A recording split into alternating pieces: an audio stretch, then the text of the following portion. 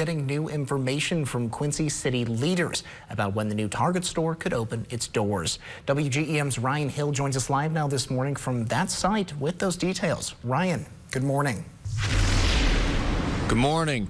Now, the doors here at the Target were previously scheduled to open in May, but according to Quincy Mayor Mike Trope, the opening date has been delayed to August.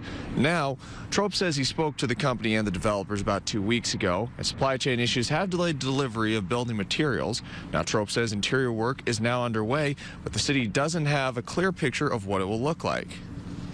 That will be coming closer for the final inspection, to make sure the aisles, there's the flow of traffic for emergencies, etc. So we will see that, but I don't expect that until sometime this summer. Trope says the developers are pleased with Quincy and the local workforce. The mayor says the developers that brought Target to Quincy are also interested in potentially bringing other businesses to town. That includes other retail and fast food chains. No specifics have been given. Now, coming up the next half hour, we're talking with local economic development officials about what Target coming to Quincy could spur. Live in Quincy, Ryan Hill, WGEM News.